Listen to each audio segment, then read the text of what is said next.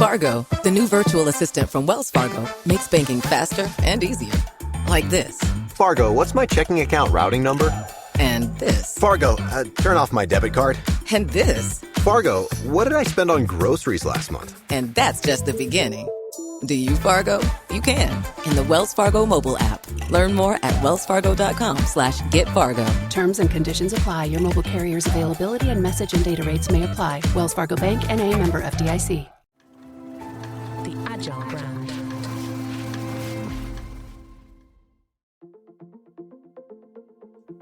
Welcome to the Innovation Economy podcast, where we look at the factors that drive business growth, including how people, processes, platforms, and places work together to create the future of work. I'm your co-host, Greg Kihlstrom, advisor and consultant for Fortune 1000 brands as principal and chief strategist at GK5A, and best-selling author and speaker, and host of the award-winning podcast, The Agile Brand with Greg Kihlstrom. This episode is part of our Inspiration Plus Location series, where we look at what it's like to build businesses, work, and live in an innovative place, and the role of location in a hyper-connected, hybrid work world. The Innovation Economy Inspiration Plus Location podcast series is brought to you by Arlington Economic Development, representing Arlington, Virginia, which is one of the most dynamic economic hubs in America, with resources for businesses from the Fortune 500 to startups and everything in between. You can learn more about them at www.arlingtoneconomicdevelopment.com. To listen to the latest episodes or sign up for the Innovation Economy newsletter, go to innovationeconomy.show or click follow on your favorite podcast app to make sure you hear the latest episodes. And now on to the show. Today, we're going to talk about resiliency in the commercial real estate market and how innovative solutions matched with realistic expectations can mean good things for the industry and for the businesses utilizing office space. To help me discuss this topic, I'd like to welcome Marc McCauley, Director of Real Estate Development at Arlington Economic Development in Arlington, Virginia. Marc, welcome to the show. Thank you for having me. Yeah, looking forward to talking about this with you. Why don't we get started with you giving a little background on yourself as well as what you're currently doing at Arlington Economic Development? Yeah, so we have a bit of a unique position within the economic development industry here. One that we are part of the county government. Many economic development authorities are sort of quasi-government or have some other relationship with how the government works. We're actually part of the county management form of government. Within economic development, the real estate development group is also somewhat unique to many of our jurisdiction partners in that we have a division that focuses on real estate issues, real estate development, and planning issues, working with our planning colleagues. So it gives us some unique advantages in terms of how we deal with sort of commercial market resiliency and other issues that are affecting not just us, but the rest of the region. Yeah, absolutely. Well, yeah, let's dive in then, and and talk about that. So, talking about commercial market resiliency, and so Arlington has a commercial market resiliency initiative, and let's talk about how it impacts businesses, taxes, and the vacancy rate. So to start, and for those who may not be following the commercial real estate market as closely as some, can you maybe just back up a little bit and talk a little bit about, what exactly has been happening the last few years? I think probably we all know that the pandemic has changed things in some pretty big ways, but despite a lot of press about maybe the return to work policies, less on the real estate side, but on the people side, there's a little less written for general audiences about office vacancy and how that trends there and everything. So can you fill us in on, where things currently stand in the context of recovery from the pandemic? Yeah, we certainly try to expand the conversation. I think commercial market vacancy or office vacancy in particular is a general overview of how we think about the performance of our commercial markets. The reality is the challenge that we've seen really over the past 12 months has been not only just commercial market vacancy, but some of the things you referenced, future tenant decisions about how they're going to use space, the desire for them to, use space differently. And in many cases, that means using less space given hybrid work environments, but also commercial market valuation, which, given capital markets and given the, let's say, the distrust of the capital markets and in the future of the office market portfolio, we've seen significant drops in values that aren't always related to vacancy. It's really just related to the ability to refinance or the ability to reinvest in properties, the ability to attract tenants and provide tenant improvements. So we're looking at all those things, but we'll talk in a little bit about some of the things that we can control as a government. We always remind people we can't control how the global capital markets work. Right. And so we're looking at sort of what we can do on our side to sort of, the tagline we use is regulatory reform to provide for market-based solutions, and that's kind of our tagline. Yeah. So, perhaps one of those things is the Arlington Economic Development's commercial market resiliency initiative. Could you talk a little bit about that, and maybe how it addresses some of these issues you brought up as well as others? Yeah. So I'll try to be a little bit more modest in that it's really the county manager's initiative, who's the CEO of the county. We're certainly leading that charge on his behalf. And we started off in April of 2022, really educating our county board, who's our legislative body, about the looming challenges with the commercial markets and about how we needed to institute a process for rapid change in our regulatory reforms.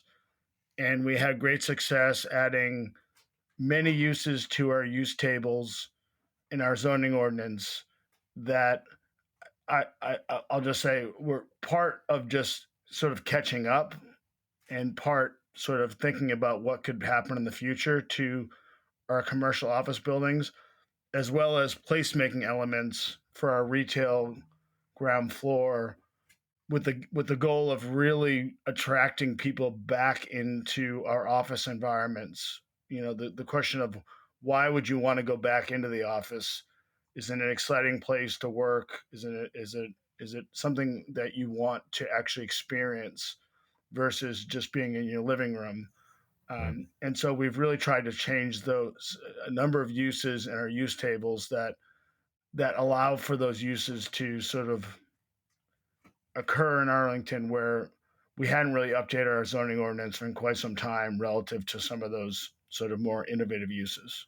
Yeah, and to kind of build on that, what are certainly, I think a lot of companies are looking at innovative or different ways of using office space. Maybe there's less people in the office at a time, or all of those kinds of things. What are some misconceptions of what some of those new uses of office space can do to solve the vacancy issue? Well, again, we try to focus first and foremost of not being in the way Yeah. of market-based solutions. So a typical of urban agriculture is for instance a hot topic, and we're doing a lot of work around that. But it's not going to solve 9 million square feet of office space, right? Right. It's really Right. just about allowing for a use that can naturally occur in the market-based environment to expand into a place like Arlington. And we have a lot of interesting discussions with urban ag folks about, for instance, does a restaurant 5 years from now want to have their own grow farm above their restaurant, so they're not buying lettuce from 5,000 miles away, Right. versus are they actually creating their own source of food? And those are always interesting concepts. Some of the more, I think, more prescient concepts are things like a lot of our tech companies want to use space differently. They want R&D or lab or robotic lab spaces in their spaces, and that, quite frankly, wasn't allowed under a zoning ordinance. That was seen as Mhm. industrial. And we know that's not really an industrial use anymore. That's part of the core function of a tech company that wants to sort of do R&D as well as have administrative office spaces. So Yeah. So you mentioned, you don't really want to get in the way of the market based solutions and things like that. But what are some of the other things that the county is doing or fostering as from an innovation perspective? yeah, I think we are actively thinking about what our core industries are, some of which are really just doubling down on what we're best at and the innovation that comes from the federal sector and some of our agencies that are doing high level R&D Yeah. that we understand sort of trickles down into the sort of private sector economy.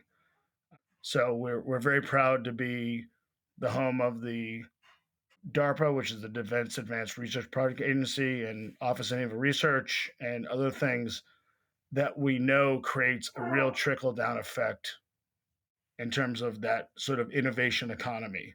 Yeah. Yeah. I hope you're enjoying the first part of the show, and I want to invite you to check out another podcast from the Agile brand. It's called B2B Agility, and it's hosted by me, Greg Kilstrom.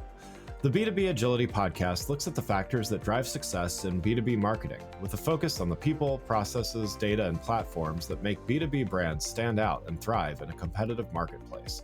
You can find B2B Agility on this podcast platform or wherever you normally listen.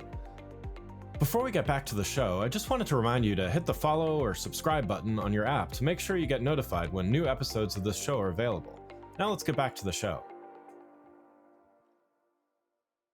So I'm sure you've seen a lot, working with a lot of different organizations that are trying to get creative and maybe sometimes even too creative in what they're trying to do. What's kind of the most maybe far out idea that you've heard, and why is or isn't it possible to do some of these things that maybe you've heard for companies, again, trying to be creative but maybe could use their innovation in different ways?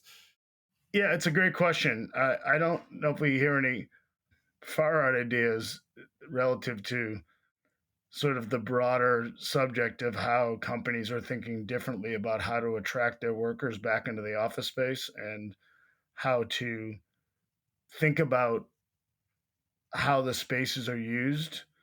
We focus, most of our time on how we think about when there is a crazy idea that we're welcoming to that idea.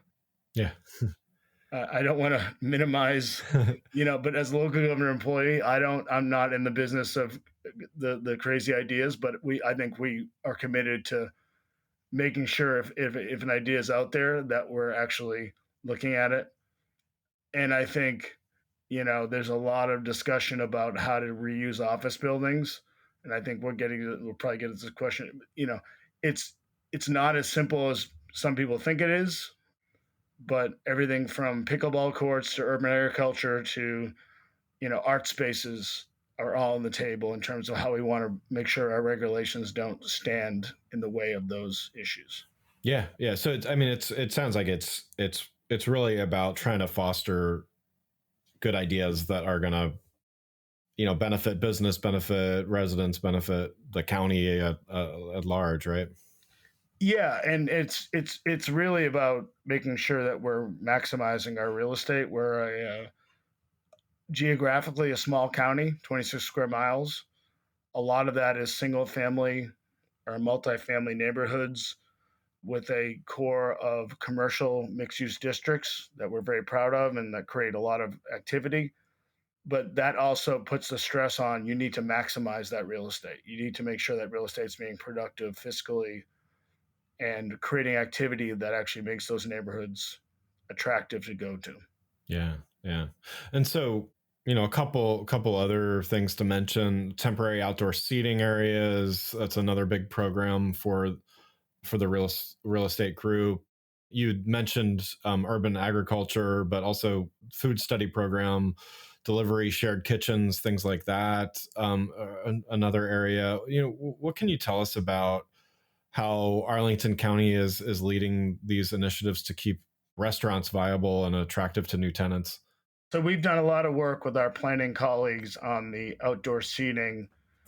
We had a program called TOSAs, which is temporary outdoor seating areas during the pandemic, that essentially, in layman's terms, sort of eliminated regulations. People could kind of do what they wanted to do just to sort of stay alive, as you said, Yeah, to stay active and to continue their business model. yeah, We've now gone through a more formal approach of understanding how that could work in the long term, and made a lot of changes and will continue to make a lot of changes on how restaurants can address outdoor seating. We obviously feel very strongly that outdoor seating model post pandemic, the consumer has changed their opinions on what is a safe environment for them, yeah, and that having that ability to provide outdoor seating to your consumer is going to still going to be something the consumer is going to want yeah, well into the future, right? The idea of that they're all our brains have changed in that regard. And there's always a balance between sort of what is a public space versus what is right away versus a private space. But I think we've done a pretty good job at continuing to work through that balance yeah. to provide the restaurants the right opportunities, but also make sure that the public has access to spaces that they used to have access to, but are now privatized to a lesser extent. So I'll also say that I think that one of the things that we continue to talk about is the demographic of people that use outdoor spaces continues to change, and someone that may be a little older may not view a public park the same way that someone is younger who wants a margarita right Right. at the table, and actually views it as a detriment if they don't have that ability to consume commerce in whatever way they want to do it. So these are community discussions that happen across the country, and we're no different. Yeah. But I think we're doing a good job at sort of trying to provide that. Yeah. So, as businesses are looking about and thinking about their future real estate needs, certainly, the return to office is still in progress, even quite a bit, quite a bit more to go, even it seems like. But, as they're kind of thinking about future real estate needs, how should they think about working with an organization like Arlington Economic Development? Like, what's the, what is the right fit for that relationship? Yeah, I think it's all about communication, and it's all about we always say that we can't guess all the time about what a business needs or what a landlord needs. They need to come to us, and I think what we're committed to is having that open communication. And quite frankly, maybe where 10, 15 years ago there was a sense of if you come to a local government they're going to tell you no. Yeah. We want to say let's look at it Yeah. and get to a yes. And I think that's the message we're trying to send to our community, is that there's long held sort of someone that worked for the county 20 years ago may have a different view of how the county works now. And I think we're trying to change that perception of we may not always get to a yes, but we'll get as close as possible, and we'll work through it. Yeah. Yeah. I mean, would you say, I wanted to ask, what you think is unique about Arlington County's approach to some of these programs? It sounds like, that might be one of them, is just a more open approach, but, is how would you characterize, what makes Arlington unique? Yeah, I think one of the things that we talk a lot about is we've done decades worth of great planning. And so I'll use Amazon as an example. When Amazon went through the process of deciding where HQ2 would go and how they wanted to create a neighborhood in their own sensibility, we had a site that was already planned for that density. Mm. And that was their biggest issue, right? They didn't want to go into a community and sort of say, we're adding 4 million square feet where there's no plans or anything. So when we had those plans already in place, that allowed them to then focus more on sort of the enrichment of their site planning, where where the retail would go, where the activity zones would go, where the neighborhood parks would go, versus focusing on people freaking out about, wait, a 20-story building shouldn't go there, or a 30-story building. We already had that in place. And I think that is still a competitive advantage we've had in Arlington for many years, many decades, in terms of already being thoughtful about where density goes relative to transportation, to open space, to where people live and work.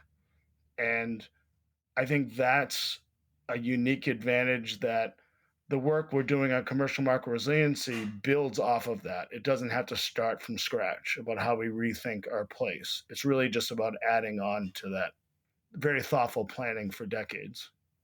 Yeah, makes sense. Well, Marc, thanks so much for joining the show. I got one last question before we wrap up here.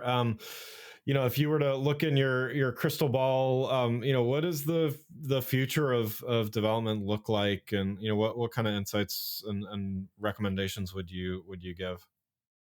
Well, we're a very strong marketplace for multifamily residential.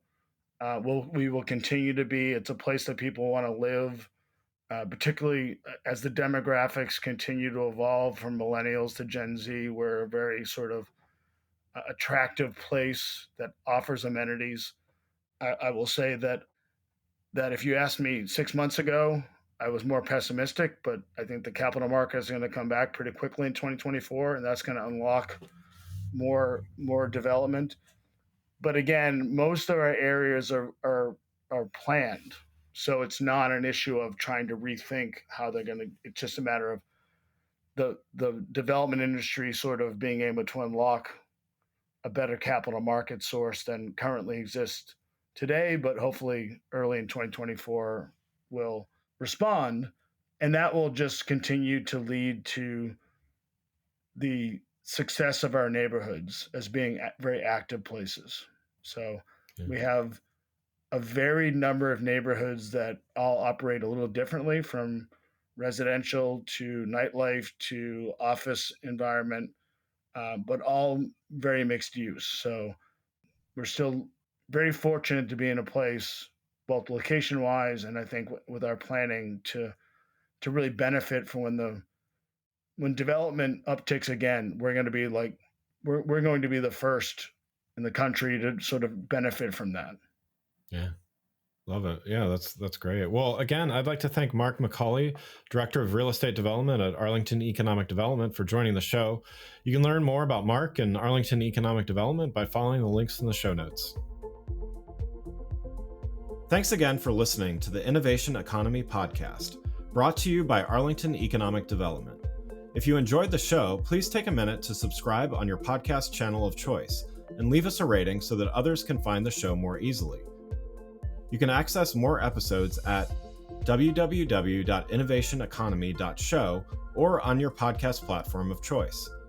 The Innovation Economy is produced by Missing Link, a Latina-owned, strategy-driven, creatively fueled production co-op. From ideation to creation, they craft human connections through intelligent, engaging, and informative content. Until next time, let's keep innovating.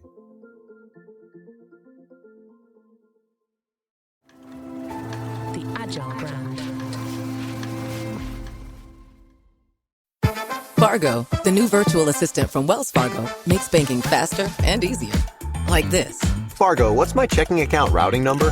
And this. Fargo, turn off my debit card. And this. Fargo, what did I spend on groceries last month? And that's just the beginning. Do you, Fargo? You can in the Wells Fargo mobile app. Learn more at wellsfargo.com/getfargo. Terms and conditions apply. Your mobile carrier's availability and message and data rates may apply. Wells Fargo Bank, N.A., member FDIC.